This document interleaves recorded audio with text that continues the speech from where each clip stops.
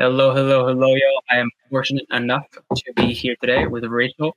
And Rachel and I actually at an event in Atlanta a few months back.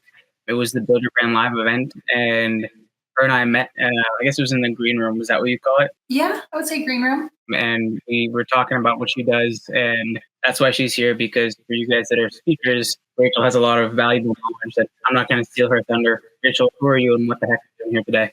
Yeah, so I am an event planner, do a lot of work in the conference space. So especially when we're talking about speakers, I am the person that looks for the speakers, sees what value they can give the audience, and helps the host of the event make the final call on who's talking about what. So first of all, how did you get into that? I know a lot of speakers that I talk to, the event planners, they're the decision makers, right? They're the people that are deciding to bring certain speakers or not. How did you magically find yourself in that position? It was like the perfect storm of events. So ever since I was a little kid, I was always the person that wanted to plan everybody's birthday party. Okay. Be like, oh, it's my 10th birthday this weekend. And I was like, what flavor of cake do you want? What color balloons do you like? That was me as a kid. So translating into me as an adult, I used to own a gym. I was actually a personal trainer and nutritionist for about a decade. Cool. And through that time, I planned all of our gym's events, which led to other gyms saying, hey, your events are really good. Can you help with ours? Ours aren't doing so hot. So I started helping gyms, turned into nonprofits. And through all of that, I actually started working for a nutrition company as an educator, teaching people how to become nutrition coaches. Okay. And that company heard that I had a background in events, and they threw a handful of events every year and desperately needed help. So I raised my hand, started helping them. And then that kind of led from one thing to another in the conference space and got me booking large conferences. Was that company Jason's company? How did I know that? Look at that small world. Yeah. He's feeling happy. He just had an exit, right? He's now helping Jen with a lot of cool stuff. Yeah. Yeah. Some stuff in the works there too. Oh, I'm sure. Yeah. So for you, what have you learned this entire time going through this process and this growth you went through as an event planner, the decision maker of the speakers, that maybe it's not so common knowledge for speakers, maybe something that you continue to realize, hey, these speakers just don't get it. They're getting this, they're not understanding what to do in this situation. What kind of clarity can you give that person that's not understanding something? Yeah, I think the biggest thing that I have come to realize, and it keeps coming up recently, so I feel like it's something that has a little bit of weight to it, is when speakers approach me, it's always like, here's my sizzle reel, take a look at this. And it's when speakers are pitching to speak on a stage, it's a highlight reel, right? Because that's what we want to see. But what I want to see a pitch that's going to sound like what you're going to sound like on stage. Like, don't try and hype yourself up, just be you. Because I feel like speakers get so nervous about pitching, and it doesn't sound the way that they're going to sound on stage. I want, when a speaker comes to me, I want them to have a conversation with me and make me feel the way that they're going to make me feel on stage. And that's a huge realization, because, you know, we always talk about sizzle reels and like the highlights and how this is what you need to show people to book more things. But being genuine and just being authentically yourself is what's going to help you book a stage. Do you remember when at that event that we met at, Jason had that breakthrough on stage? What happened as a result of that, like, raw, vulnerable authenticity he showed everyone? Yeah, I mean, everybody connected with him even deeper. And I mean, even having conversations with Jason off stage after that, like, he couldn't believe that it happened. So I think that he was even still a little bit in awe of what was happening, but people connected to him and were able to actually open up to him and have real conversations themselves, because Jason's a phenomenal human being. And at that event was like, you guys want to sign up for a mastermind? Let me help pay for you. Yeah. But people were more comfortable coming up to him and having real, raw conversations about, I do want to join. Here's why I can't afford it. And they were only able to have those open, honest conversations because he had an open, honest conversation in that moment. And in addition to that, what a lot of people are getting wrong, how do you go about selecting those speakers? They're very authentic. They're very, vulnerable in that the way they're pitching you. What's kind of the next hurdle they have to get through with Rachel to kind of make the qualifications for the event? Yeah, I think so a lot of people have, like, here are the 3 talks that I give, but how can you tailor those talks to my audience for whatever an event it is that I have? Because your talk might be really powerful that you have to give, but you need the audience to relate back to you. And I want the audience to relate back to you because one, I want to put you on stage, but two, I want the audience to have such a visceral reaction to you that we can get you on more stages because you're impacting more lives.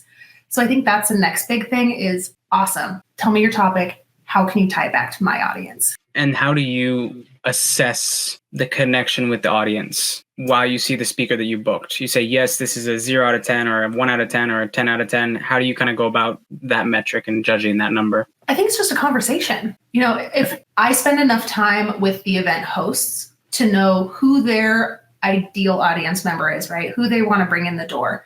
And because I have those in-depth conversations, and a lot of event planners, I'm like both logical and emotional brained. So I can do all the logistics of it, but I also love to create those connections. And I do that with the host. And because I spend so much time creating those connections, I really get a deeper understanding of what they're looking for and who they're trying to attract. So I'm able to have those conversations then with potential speakers.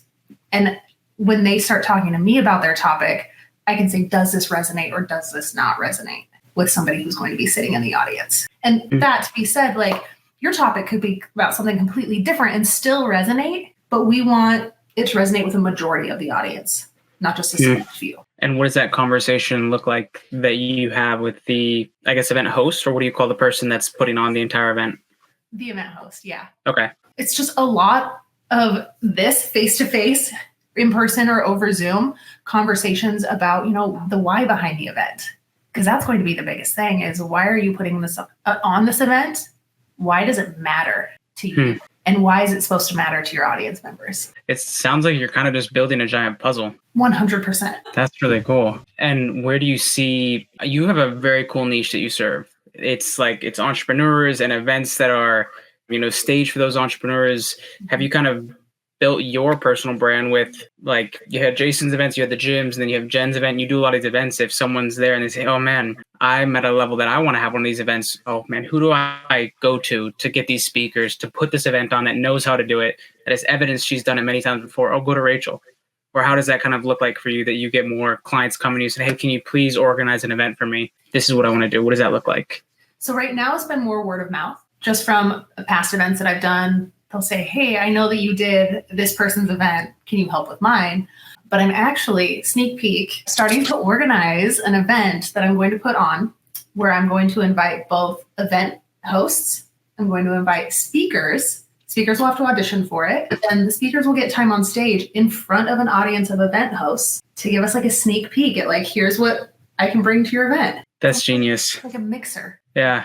And speakers. See, I hear a lot of speakers do that, but they call it a seed stage, and they do it and it just happens naturally. Like, they have a lot of business owners at the event and they deliver a really good gig, and then the business owners all want them to speak at their organizations, whereas you're making the event literally for that goal with all that. That is genius. How did you kind of come up with that idea? Because I have wonderful mentors in my life. Who are? Jen and Chris. Okay. We sat down one day for about an hour here in Tampa and just brainstormed, because I was like, how can I love playing matchmaker. So I also do weddings. Okay. And I love being matchmaker. So I was like, how can I bring more speakers and event hosts together? That's the idea. And I'll ask you the same question that you ask your event hosts. What's your why? Why does it matter to you? It matters to me because there are so many people out there that deserve to be speaking on stages and don't often get picked up or booked because nobody knows who they are. And if you don't know who they are, you're not going to know how to seek them out. A lot of the times for larger events, they're not even going to watch a pitch because they have no idea what the name is. So how can I get those people that deserve to be speaking on a stage, that have a story that needs to be heard? How can I get them in front of more people? That's pretty cool. And how are you pitching it to the event hosts? Yeah, essentially for that, it's like, here, it's your one-stop shop. Like, here's where you can come. Like, given most events always have like that one like golden egg speaker that they want to book, how do you fill the rest of your roster? Yeah. Come to an event, you can actually see them on stage. So I talk to speakers and event organizers and business leaders and TEDx organizers all day on this podcast. That event is going to be really, really cool. When are you guys hosting it, and where are you hosting it? Like, as much as you can reveal within confidentiality of the podcast at this point, obviously. Goal is for early 2025 to host it. It will be somewhere in Florida. But for event hosts, there will be a virtual option. If they are international or can't come to Florida for whatever reason, there will be a virtual option for event hosts to still tune in and see speakers. Cool. And for speakers, because that's a lot of the people we have listening here, how would they potentially get a roster spot on that list? Yeah. So once we start marketing and advertising for it, we'll hold auditions. So essentially we'll be, okay, send me a 5-minute recording of you on stage. And I don't want it to be like, one of my requirements for these is I do not want it to be a recording from another time they spoke on stage. Cool. I want it to just be real, authentic, like turn the camera on, record. And what kind of speeches are you having them prepare? Or like you're giving them a kind of the same way for Speaking with the Stars with Jen. There was like a prompt. This is what we want you to speak about. Answer this question. What are you kind of prompting the speakers with? So a little bit different than that. I'm going to have the speakers choose the niche that they want to speak within.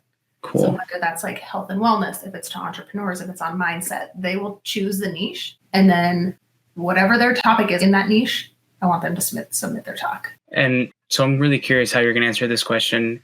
You're kind of tapped into a lot of different places with speaking, with entrepreneurship, with conferences, with events on both the side of the speakers and the hosts. Where do you see this entire industry going in the next 5-10 years? You know, where these patterns that you're recognizing, where do you kind of foresee these patterns evolving to? Seeing all the kind of puzzle pieces that you're seeing and how they're being put together right now. My personal opinion and perspective, I see events getting smaller and more intimate. Interesting. I think that large stages will still have a place, but a lot of events I feel like are going to get smaller. So rather than seeing like your 3-day long 1,000-person events, we're going to start seeing, maybe it's a week-long 20-person event. I see them getting smaller and more intimate. I think that people are just really craving more of that like personalization and customization that you don't necessarily get from a large conference. Do you know who else had the exact same answer to that question? Who? Daryl Stinson, the organizer of the TEDx event that Dinah spoke at. When I asked him that question, he said the same thing. Interesting. Yeah, it is really interesting. Wavelength. Yeah. And what do you think will be the effect of that, or the things that will be gained as a result of that, as opposed to things that will be lost? Yeah, I think that a little bit of the community will be lost, because that is something that those large conferences and events, the community is so big within those, and being able to you meet people online and then you end up seeing them at these conferences and events, right? There's a community that's built.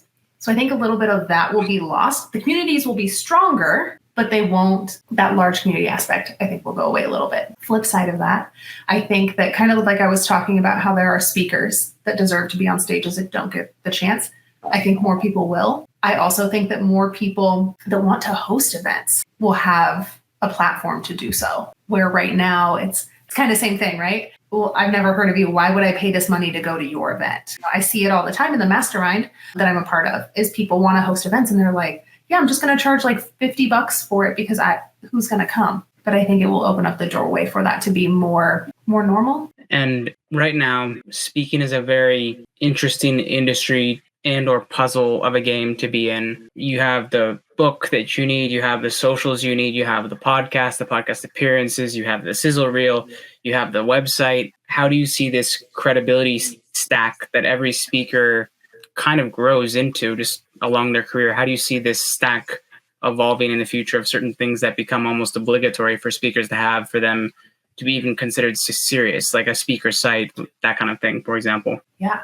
I mean, I think that all of that is still and will still be relevant. I think that there will be, if these events get smaller, like we're talking about, and more intimate, there's going to be more a need for how can these speakers also make it interactive for the audience instead of just taking them. Like, how can we bring the audience and make them part of the talk? It's very interesting. And what do you see, what tools do you see coming or bubbling up right now to potentially be part of that when that evolves into that? Some things that I've seen kind of like tapping the surface on that, meditation within talks, starting talks with meditation or breathing exercises. I've seen people on stage teaching people a dance move that goes along with the story, right? There's little things like that where you just get the audience, you keep them engaged. And I think that those little things are going to keep evolving. Who are some of the speakers you look at that you say, wow, I learned from them, I'm impressed by them, and I continue to grow just by following them and their kind of journey? I feel like this one is an obvious one, Jesse Itzler. The way that man presents on stage is next level. Like there's never a moment that he's speaking that you're not paying attention. Yeah. So I think we can all take a note from him. I'm also a really big fan of Ed Milet. He has a handful of talks that he does, but he is able to tap into those feelings every time he talks. Like it doesn't just feel like, oh, he's telling the story again. Like you can feel it. I feel like those are the two big ones that I've kind of been following and seeing what they're doing next. So let's dive into that to kind of give the speakers some tactical information here. I've seen Ed Milet and both Jesse. I noticed with Ed Milet, one of those stories he gives taps into family, father, pride for your father, the relationship you have with your father. I've seen that get stadiums of people, men and women, just bawling, just absolutely bawling. That strategy he does, and the other strategies you notice he does that maybe I haven't caught on to. Plus, Jesse, it's their strategies of keeping people on the edge of their seat the whole time. Like, oh, what's he going to say next? Yeah. What kind of things would you extract from seeing that you could kind of turn into a strategy or a tip to feed an aspiring speaker or professional speaker that's looking to up-level their game, that they maybe haven't identified that one thing they're doing, but you, because you've seen it so many times, you're like, oh, he does this, I see this, just package that up like that, add that to your talk, your gigs, right? Yeah. I think it's just little things. So when we talk about Ed, he does memory recall. You can tell by the way he talks, right? That he's tapping back into that moment so he can be in that moment. And it's not just remembering, like thinking back and being like, oh yeah, I remember being there. It's what did it feel like? What did it smell like? What did it look like? Like full body experience tapping back into that moment. And I think that with Jesse, it's all about timing. How so? All about timing in the way he talks, the way he takes his pauses, the way he stops when he breathes, the way he moves on stage. It's all timing. He takes those pauses when he's speaking at the exact right moment so that you're like you said, what is he going to say next? And who are I'll ask you this question. What do you think of, do you know Dan Martell? Or familiar with kind of who he is? No. Oh, what? Okay, so Dan Martell is one of Ed Milet's clients. So Ed Milet is Dan's coach, and he was just met up with one of his mentors, John Maxwell, who Ed connected him with, because I guess Ed and John are pals. When you see like speakers at that level of Jesse and Ed and John Maxwell, that you see their talk, and from the average audience member that doesn't really have experience in speaking, they're just kind of watching and consuming. They're just watching it, they're feeling it, they're consuming it. Whereas someone like you can see and analyze all of the strategies underpinning every word, every breath, every pause, every step they take on stage, and you kind of can analyze that. How do you analyze a talk as an event planner to know, okay, I see everything they did here. I absolutely want them to come speak at the next event that I'm hosting or planning. How do you kind of analyze that to determine that they're an absolute yes for me to have at one of my events? Yeah, I think it depends on the event. Sure. Because the theme of the event, the niche that they're attracting, will play different roles in that. Like if you look at somebody that's speaking at a nutrition or fitness forward, you want them to be, this is not the right word, but I can't think of what I want to say, like a little bit more aggressive on stage, like forward in your face. You want them to be that, to have that energy. If you're speaking to a group of entrepreneurs, you want them to be more reflective, because that's, I feel like, what a lot of us want to see in ourselves as entrepreneurs. We need to reflect on what we're doing, figure out how to move forward. So having that in a speaker that's speaking to entrepreneurs that also gives actionable items along with telling a story. So it depends on the niche, what I kind of look for, but that's just kind of two niches and what I tend to seek out. When you were doing the launches with gyms and running your gym and, running the gym events, I'm not sure just chronologically how exactly it lines up, but did you work along with Alex Hormozi when he was kind of on his come up of what he was doing, or did you guys ever cross paths? We did when I was working with Jason at his company for events. Cool. Very cool. So what have you seen from what he has done with his branding and speaking to kind of grow his personal brand through the roof over the past, I don't know how long it's been, 3 years, something like that? Yeah, I feel like Alex and Layla are just like a force to be reckoned with. They're very much people, in my opinion, who they have a goal, and everything gets set aside to focus on like that end result and that goal, hitting it. And when you see them speak on stage, both of them, that's very much the energy that they bring to the stage as well. Is like, if this is what you want, everything else gets set aside. Here's how to do it. They are very much somebody that will get on stage and give you action steps.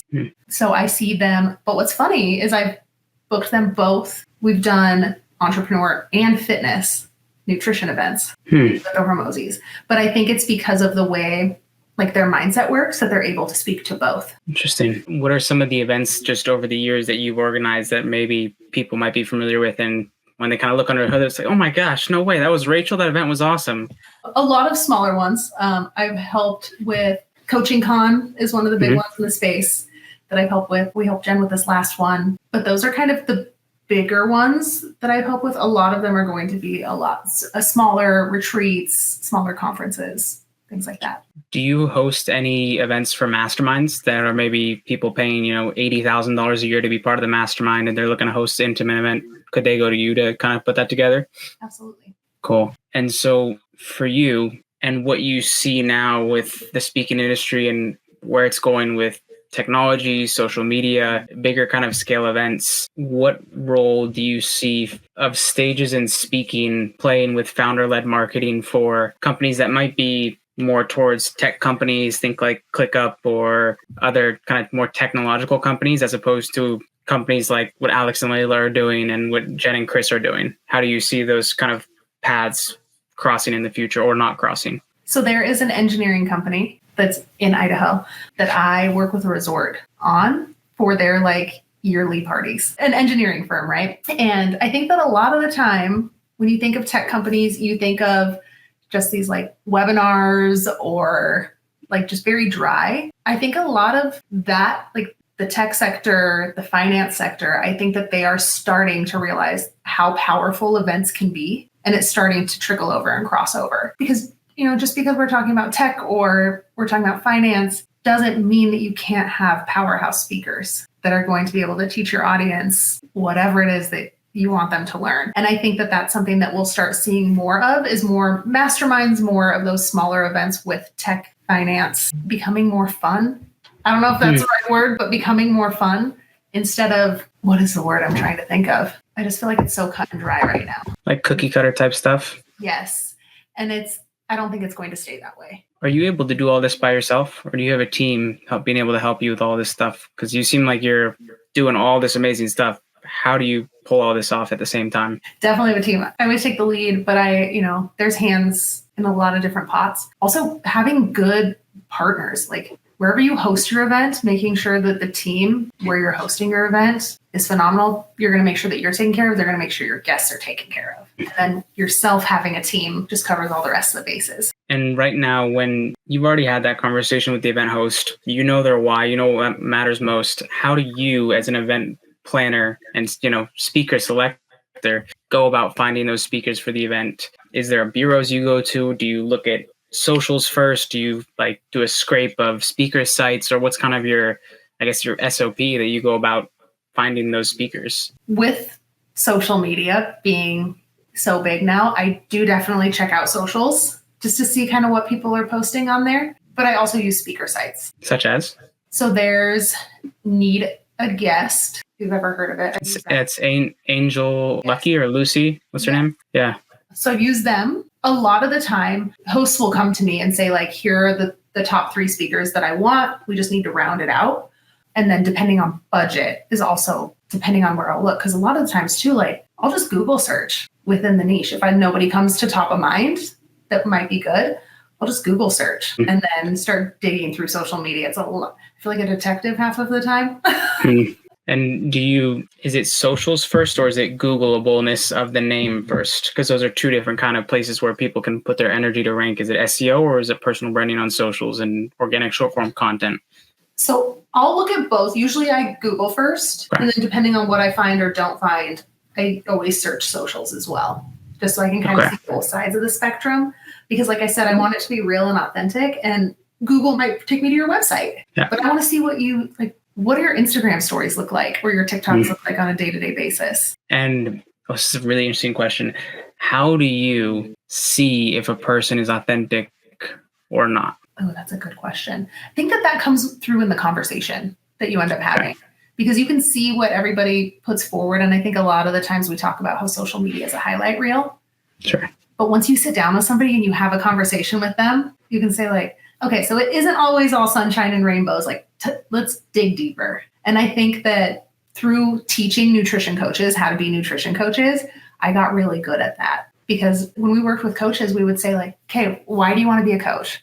And oftentimes they're like, I just want to help people feel better. Yeah, but why? And like digging deep. So I feel like I've gotten really good at just sitting down with people and making them cry in a productive way. There you go. Yeah. And, it sounds like you've been on a very, very unique path to kind of get to where you are now and finding this really kind of solid place where you fit in so perfectly. What role did personal development or spiritual development have in this entire path to get to where you are now? I think that was all personal development. I have always been an overachiever, diagnosed with ADHD.